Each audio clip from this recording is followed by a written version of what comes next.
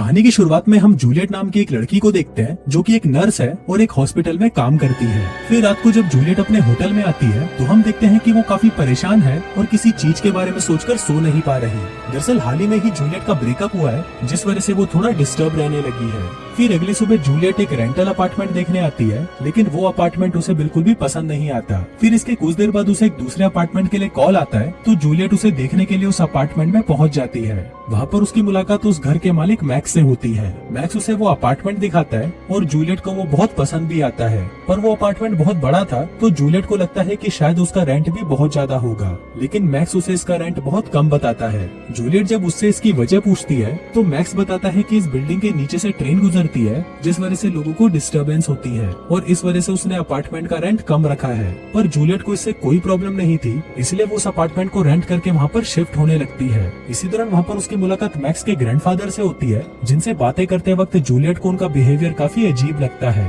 फिर एक रात जब जूलियट अपने अपार्टमेंट में सो रही थी तभी वहाँ पर उसे किसी के होने का एहसास होता है, पर जूलियट जब वहाँ पर उठकर चेक करती है तो उसे वहाँ पर कोई नहीं दिखाई देता। अब ये सब देखकर जूलियट वापस सोने चली जाती है, पर तभी वहाँ पर हम किसी की परछाई को देखते हैं जिसका मतलब है कि कोई जूलियट के ऊपर नजर रख रहा है। फिर अगली सुबह जब जूलियट जॉगिंग करके वापस अपने अपार्टमेंट में आती है तो उसे अपने गेट के बाहर एक गिफ्ट मिलता है जिसको देखकर उसे लगता है कि शायद ये मैक्स ने रखा होगा। इसके बाद जब वो मैक्स को उस गिफ्ट के लिए थैंक्स बोलने जाती है तो मैक्स बताता है कि ये गिफ्ट मैंने नहीं बल्कि मेरे ग्रैंडफादर ने दिया है। ये सुनकर जूलियट उसके ग्रैंडफादर को थैंक्स बोलने जाती है, पर वो ठरकी बुड्ढा तो उसी पर ही लाइन मारना शुरू कर देता है और उसे अपने कमरे में बुलाकर उसके साथ कुछ टाइम स्पेंड करने को कहता है। पर तभी जूलियट कुछ काम का बहाना लगाकर वहाँ से भाग जाती है। फिर अगले दिन जब जूलियट अपनी एक फ्रेंड के साथ एक आर्ट एग्जीबिशन में थी तभी वहाँ पर मैक्स भी आ जाता है और वो जूलियट से बातें करने लगता है। फिर वो दोनों कुछ देर तक वहाँ पर बातें करते हैं और फिर जूलियट मैक्स को अपने साथ घर चलने के लिए कहती है। फिर वो दोनों साथ में घर जाने लगते हैं और इसी दौरान उन दोनों के बीच में काफी अच्छी दोस्ती भी हो जाती है। तभी वहाँ पर हम जूलियट के एक्स बॉयफ्रेंड को देखते हैं जो कि दूर से उन दोनों को देख रहा था। फिर घर पहुंचकर जूलियट के मन में ठनक जागने लगती है और वो लपक कर मैक्स को किस करने लगती है, पर तभी मैक्स उसे रोक देता है। अब इससे जूलियट को काफी अनकंफर्टेबल फील हो रहा था तो वो मैक्स को सॉरी बोलकर वहाँ से चली जाती है।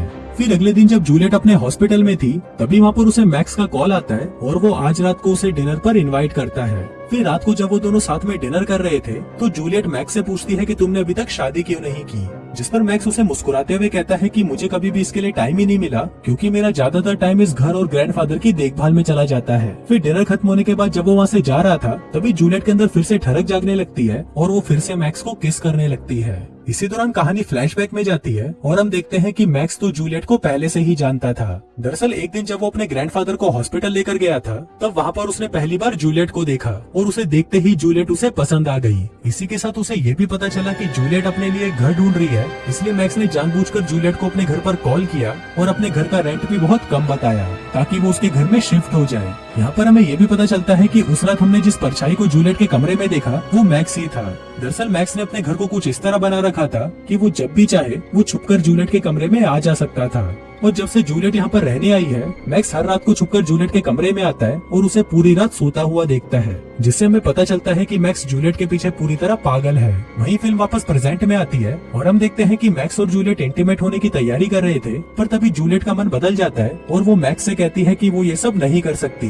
दरअसल जूलियट अभी भी अपने बॉयफ्रेंड से प्यार करती थी। फिर जब जूलियट ये बात मैक्स को बताती है तो वो उसे बिना कुछ बोले वहाँ से चला जाता है। फिर अगली सुबह मैक्स जूलियट का पीछा करते हुए एक सुपरमार्केट में जाता है जहाँ पर जूलियट कल रात के लिए उससे माफी मांगती है और उसे कहती है कि उसे अपने एक्स बॉयफ्रेंड को भुलाने के लिए थोड़ा टाइम चाहिए, लेकिन यहाँ पर मैक्स उसे इस तरह बर्ताव करता है जैसे उसे इस बात से कोई फर्क ही नहीं पड़ता।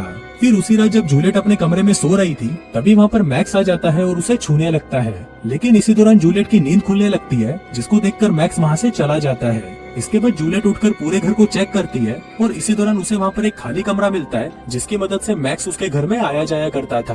फिर अगली सुबह जूलियट मैक्स को उस खाली कमरे के बारे में बताती है तो मैक्स उसे कहता है कि मैं इसे ठीक कर दूंगा, जिसके बाद वो पूरे दिन वहीं पर रुककर उसे ठीक करने लगता है। फिर रात को जब जूलियट अपने घर पर खाना बना रही थी तो मैक्स उसे वहाँ पर छुपकर देखने लगता है। तभी वहाँ पर जूलियट की कॉल से उसे पता चलता है कि आज रात को उसका एक्स बॉयफ्रेंड जैक उसके साथ डिनर करने यहाँ पर आने वाला है। फिर इसके थोड़ी देर बाद जब जूलियट वहाँ से चली जाती है तो मैक्स उसके किचन से होते हुए उसके घर में आ जाता है। इसी दौरान वहाँ पर जैक भी आ जाता है तो उसे देखकर मैक्स भागकर जूलियट के क्लोजेट में छुप जाता है। दूसरी तरफ जैक और जूलियट कुछ देर तक बातें करने के बाद एक दूसरे के करीब आ जाते हैं और वहीं पर इंटीमेट होने लगते हैं। उधर मैक्स भी छुपकर उन दोनों के इस कार्यक्रम को देख रहा था और ये सब देखकर मैक्स को बहुत ज्यादा जलन होने लगती है। फिर जैक के वहाँ से जाने के बाद मैक्स गुस्से में जूलियट की वाइन में बेहोशी की दवा मिला देता है जिसको जूलियट पी लेती है। फिर रात को जब जूलियट सो रही थी तभी मैक्स वहाँ पर आता है और उसे हर जगह पर छूने लगता है, पर क्योंकि अब जूलियट बेहोश थी इसलिए उसे कुछ पता नहीं चलता। फिर अगली सुबह जूलियट काफी लेट उठती है जिस वजह से वो हॉस्पिटल जाने के लिए बहुत लेट हो जाती है। फिर कुछ देर बाद जब हॉस्पिटल में जूलियट अपनी एक दोस्त के साथ बात कर रही थी तभी हमें पता चलता है कि जूलियट पिछले कई दिनों से काम पर लेट आ रही है। जूलियट को भी ऐसा लगने लगता है कि उसके अपार्टमेंट में कुछ तो अजीब है, इसलिए वो अगले दिन पूरे अपार्टमेंट में कैमरे लगवा देती है, पर इस बारे में वो मैक्स को कुछ नहीं बताती। वहीं दूसरी तरफ हम मैक्स को देखते हैं जो कि अपने ग्रैंडफादर को ड्रग्स की ओवरडोज देकर मार डालता है क्योंकि वो अक्सर उसे काफी उल्टा सीधा बोला करते थे। फिर रात को मैक्स जैक और जूलियट को एक साथ डिनर करते हुए देखता है जिसको देखकर वो और भी ज्यादा गुस्सा हो जाता है। इसके बाद जब जैक वापस अपने घर जा रहा था तब मैक्स उसे धक्का देकर सीढ़ियों से नीचे गिरा देता है। वहीं जूलियट जब घर आकर कैमरे की रिकॉर्डिंग्स चेक करती है तो उसे वहाँ पर कुछ नहीं मिलता, इसलिए वो कंप्यूटर बंद करके वाइन पीने लगती है और ये वही वाइन थी जिसमें मैक्स ने बेहोशी की दवा मिलाई हुई थी। फिर जब जूलियट उसको पीने के बाद बेहोश हो जाती है तो मैक्स वहाँ पर आकर उसके साथ सेम प्रोसेस वापस करने लगता है, लेकिन इस बार जूलियट को होश आ जाता है और ये देखकर मैक्स उसे तुरंत बेहोशी का एक इंजेक्शन दे देता है जिसके कारण जूलियट फिर से बेहोश हो जाती है। अब उस दवा की वजह से जूलियट अगले दिन फिर से लेट उठती है जिस वजह से वो जल्दी में हॉस्पिटल जाने के लिए तैयार होने लगती है, पर इसी दौरान उसे बेड के नीचे वो इंजेक्शन की कैप मिलती है जिसको देखकर वो समझ जाती है कि हर रात जरूर उसे कोई बेहोशी के ड्रग्स दे रहा है। इसके बाद हॉस्पिटल जाकर जूलियट अपने खून और यूरिन को टेस्ट करवाती है ताकि वो पता लगा सके कि कोई उसे ड्रग्स तो नहीं दे रहा। इसके बाद जूलियट को जैक का मैसेज आता है जिसमें उसने लिखा था कि वो आज रात उसके घर डिनर पर आने वाला है। वहीं दूसरी तरफ हम मैक्स को देखते हैं जो कि जूलियट के कमरे में आकर उसकी चीजों को छूने लगता है, पर तभी वहाँ पर जैक भी आ जाता है और वो उसके घर में आकर मैक्स के उस सीक्रेट दरवाजे को देखने लगता है, पर तभी मैक्स उसके पीछे आता है और सीन यहीं पर कट हो जाता है। वहीं हॉस्पिटल में हम जूलियट को देखते हैं जिसे अपनी रिपोर्ट्स पढ़कर पता चलता है कि उसके खून में ड्रग्स है। अब जूलियट काफी ज्यादा डर जाती है और वो मैक्स को फोन करने की कोशिश करती है ताकि वो उसको घर जाने से रोक सके, लेकिन उसका कॉल नहीं लगता। इसके बाद जूलियट भागकर अपने घर आती है और अपने कैमरे की रिकॉर्डिंग चेक करने लगती है। तभी उसे भी पता चल जाता है कि उसे हर रात को ड्रग्स देने वाला और कोई नहीं बल्कि मैक्स ही था।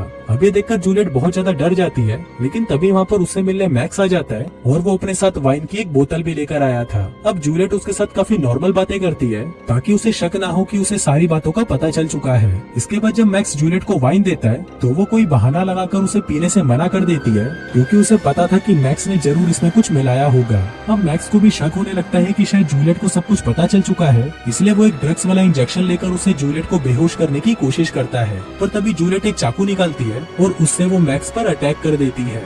अब वो वहाँ पर कुत्ते की तरह लड़ने लगते हैं, पर तभी जूलियट उसे किसी तरह से पीछा छुड़वाकर बाथरूम में चली जाती है और खुद को लॉक कर लेती है। फिर इसके कुछ देर बाद जब जूलियट आईने में अपनी खूबसूरत शक्ल को निहार रही थी तभी मैक्स वहाँ पर आकर उसे पकड़ लेता है और उसे मारने की कोशिश करता है, पर तभी जूलियट उस पर फिर से हमला कर देती है और वहाँ से भाग जाती है। भागते हुए जूलियट एक रूम में आती है जहाँ पर उसे एक पंचिंग मशीन मिलती है। फिर वो उस मशीन को लेकर वहाँ से भागने का रास्ता ढूंढने लगती है, लेकिन तभी मैक्स उसे एक मुक्का मारकर नीचे गिरा देता है। इसके बाद मैक्स उसे जान से मारने ही वाला था, पर तभी जूलियट उस पर उस पंचिंग मशीन से हमला कर देती है। इससे मैक्स घायल तो हो जाता है लेकिन मरता नहीं। इसके बाद मैक्स फिर से उसे पकड़ने की कोशिश करता है, लेकिन जूलियट किसी तरह उससे बचकर एक स्टोर रूम में आ जाती है। वहाँ पर उसे जैक की डेड बॉडी भी मिलती है जिसको मैक्स ने मार दिया था।